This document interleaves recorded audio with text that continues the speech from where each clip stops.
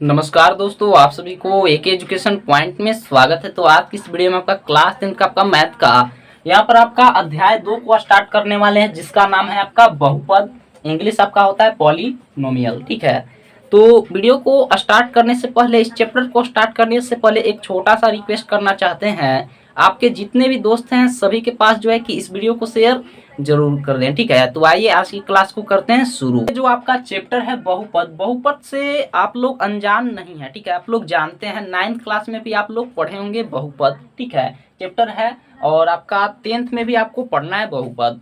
तो क्या होता है इसके बारे में तो सबसे पहले जानेंगे, लेकिन आपको छोटा छोटा बात है उसको आपको पता होना चाहिए। सबसे पहले यहाँ पर हम बात करें, यहाँ पर चर।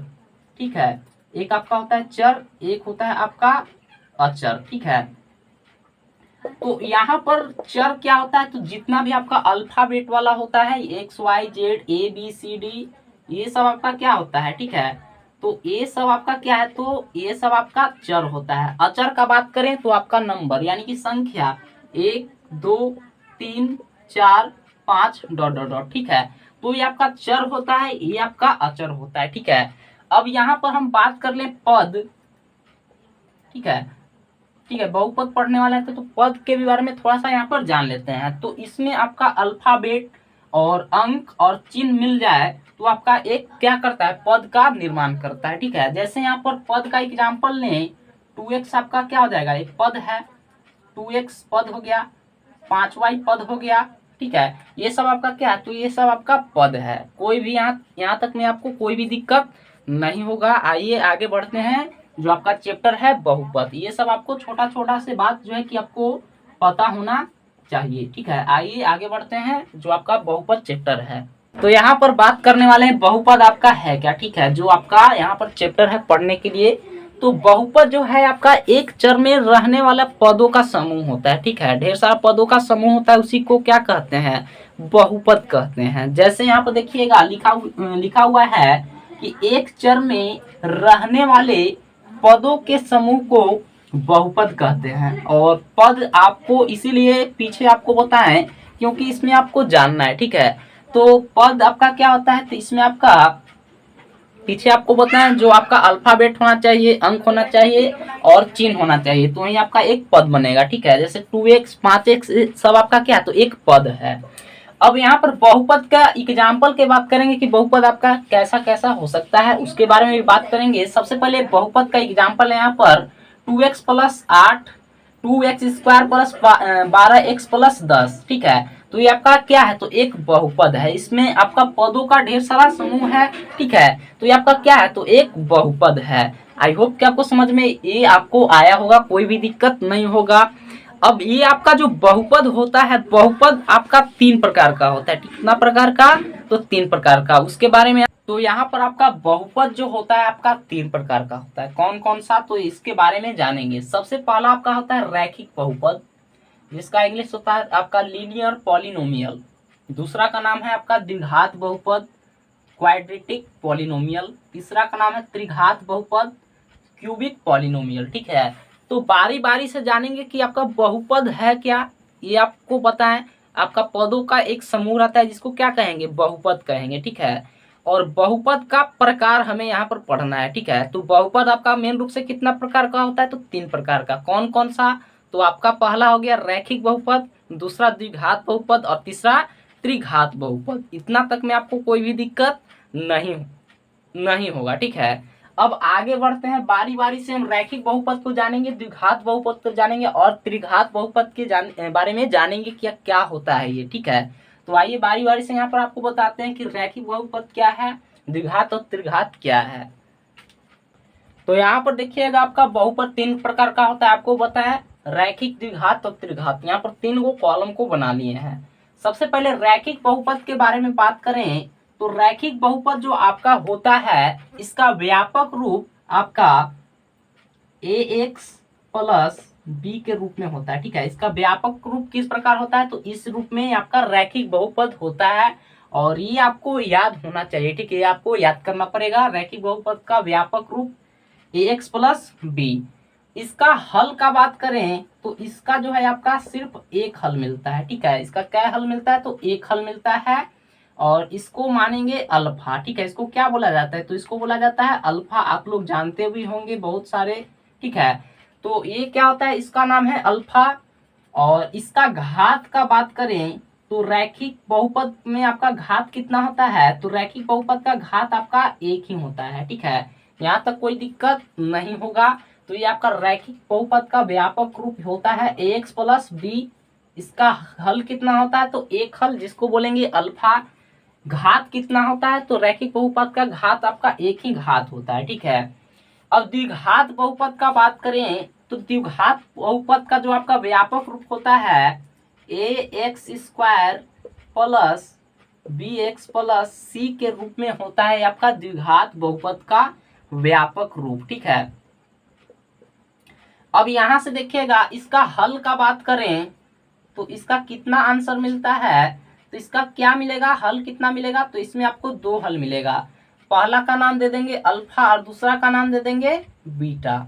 कोई दिक्कत है तो नहीं होगा, इसका नाम है अल्फा, इसका नाम है बीटा। और यहाँ पर इसका घात का बात करें, ठीक है, घात का तो यहाँ पर कितना घात होता है इसका, तो दो घात होता है।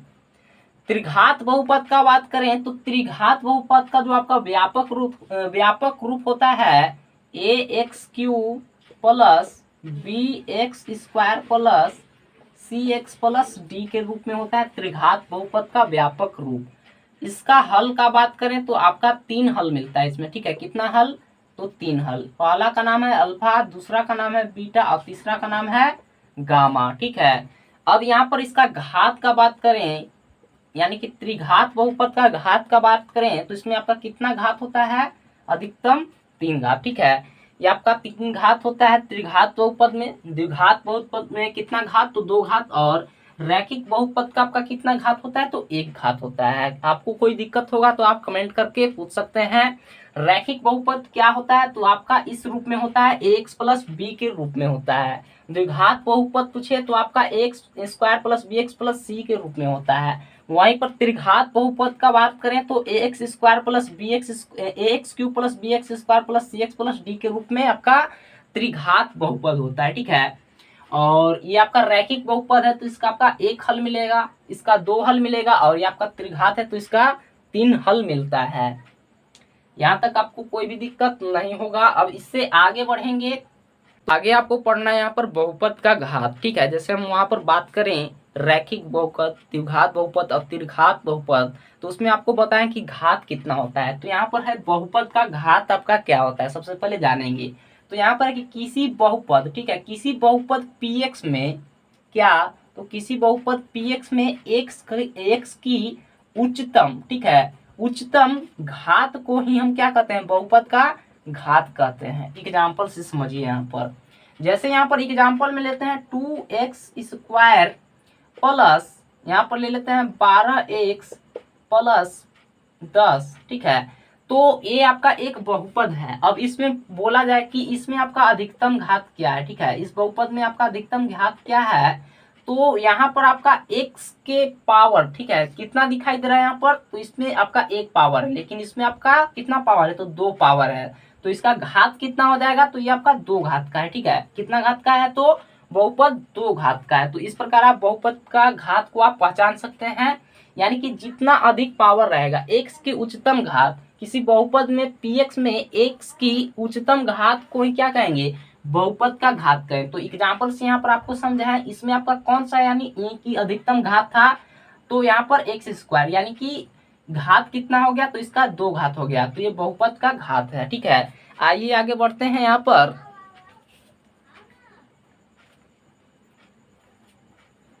आगे आपको पढ़ना है कि बहुपद पहचाने, कैसे पहचाने। ठीक है, बहुपद को पहचानना है तो कैसे पहचाने, तो यहाँ पर कुछ लिखे हैं बात को कि बहुपद पहचानने का नियम। ठीक है, तो यहाँ पर चार गो यहाँ पर स्टेप है, उसको फॉलो कीजिएगा तो आप आसानी से कि बहुपद को पहचान लीजिएगा कौन सा बहुपद होगा या नहीं होगा। तो सबसे पहला में लिखा हुआ है कि यदि चर, ठीक है, यदि चर बटा में हो तो बहुपद क्या होगा, नहीं होगा। ठीक है, चर क्या होना चाहिए, तो बटा में नहीं होना चाहिए।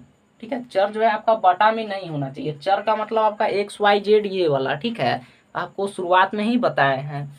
दूसरा है कि यदि चर के घात, ठीक है, यदि चर के घात बटा में हो तो वह बहुपद नहीं होगा। कैसा? तो अगर चर मान लीजिए x है, ठीक है, 2x पर अगर 2x के पावर 1/2 है, ठीक है, तो ये तो आपका बटा में है, ठीक है, ये बटा में है तो ये आपका बहुपद होगा तो नहीं होगा, ठीक है, तो बहुपद नहीं होगा। यदि चर के घात ऋणात्मक हो तो बहुपद नहीं होगा, ठीक है, इस प्रकार रहे अगर, यानी कि 2x के पावर -2 रहे, ठीक है, इस प्रकार रहे तो ये आपका बहुपद होगा तो नहीं होगा, ध्यान से समझिएगा। अब लास्ट है कि यदि चर बराबर न हो तो बहुपद आपका नहीं होगा, यानी कि एक चर में रहना चाहिए। जैसे यहाँ पर कोई बहुपद लिखें 2x² प्लस 10x, ठीक है, और यहाँ पर मान लीजिए लिख देते हैं 20, ठीक है, तो ये आपका एक चर में ही है, ठीक है, ये आपका एक चर में ही है तो बहुपद यानी कि एक चर में होना चाहिए तो ही आपका बहुपद होगा। अगर एक चर में नहीं रहेगा तो आपका बहुपद नहीं होगा। आइए एग्जाम्पल से आपको कुछ बहुपद को पहचानने के लिए देते हैं, आप उसको पहचानिए और बताइए कि कौन सा बहुपद होगा या नहीं होगा। तो यहाँ पर देखिएगा कुछ एग्जाम्पल आपको दिए हैं पहचानने के लिए कि इसमें से आपका कौन सा बहुपद होगा। तो यहाँ पर फर्स्ट में आपका 2x² प्लस 12x प्लस 10, ठीक है, तो ये आपका होगा या नहीं होगा आपको बताना है। तो यहाँ पर देख सकते हैं कि ये जो आपका है ये दोनों का आपका चर एक ही है, ठीक है, इस बहुपद में आपका चर एक है, x है, ना तो ये आपका ऋणात्मक है इसका चर और ना तो आपका बटा में है, तो ये आपका बहुपद होगा, ठीक है। अब यहाँ पर दूसरा नंबर क्वेश्चन की बात करें तो x के पावर -1 है या -2 है तो ये आपका चर यानी कि ऋणात्मक नहीं होना चाहिए, चर का घात यानी कि ऋणात्मक नहीं होना चाहिए, तो यहाँ पर ही हमें मिल गया, तो ये आपका क्या होगा, बहुपद नहीं होगा। तीसरा एग्जाम्पल की बात करें तो y² प्लस 3y प्लस √10, ठीक है, तो ये आपका बहुपद होगा या नहीं होगा आपको बताना है। तो आपका चर ही यानी कि दोनों का चर सेम है तो ये आपका क्या होगा, बहुपद होगा। अगला है चौथा 2x² प्लस 4x प्लस 10, ठीक है, इसका चर भी समान है, ठीक है, एक ही चर में है और घात आपका क्या है, तो घात आपका इसका ऋणात्मक नहीं है, चर का घात ऋणात्मक नहीं है तो ये आपका क्या होगा, यानी कि ये बहुपद होगा। तो ये चारों में से आपका कौन सा बहुपद नहीं होगा, तो ये आपका जो है आपका क्वेश्चन 2 ये आपका बहुपद नहीं होगा, बाकी सब आपका बहुपद होगा। आई होप कि आप पहचान लीजिएगा, ऑब्जेक्टिव क्वेश्चन में आपका इस तरह का प्रश्न आता है तो आप लोग बना लीजिएगा। आइए आगे बढ़ते हैं यहाँ पर। तो यहाँ पर आपका तीनों बहुपद का ये आपका ग्राफ है, आलेख है, ठीक है, ये आपका रैखिक बहुपद का आलेख है, ठीक है, ये आपका हो गया y डैश x, ठीक है, x डैश मूल बिंदु आपका हो गया 0 0। ये आपका जो रैखिक बहुपद का जो आपका ग्राफ होता है ये आपका सरल रेखा होता है, ठीक है, इस प्रकार, ठीक है, और इसका जो आपका व्यापक रूप होता है y बराबर x प्लस b, एक कैसा होता है, तो ये सरल रेखा होता है। और ऑब्जेक्टिव में ऐसा क्वेश्चन आपका पूछता है कि रैखिक बहुपद का आपका आलेख कैसा होता है, ग्राफ होता है, तो आंसर क्या दीजिएगा, एक सरल रेखा होता है। वहीं पर द्विघात बहुपद का आलेख का बात करें तो ये परवलय आकार का होता है, कैसा होता है, तो परवलय आकार का। तो आपसे पूछे कि द्विघात बहुपद का आपका आलेख कैसा होता है, तो परवलय होता है, ठीक है, इस प्रकार से, ठीक है, परवलय आकार का, ठीक है। इसका जो आपका व्यापक रूप होता है आपको पीछे भी पता है, y बराबर x² plus bx plus c के रूप में होता है, ठीक है।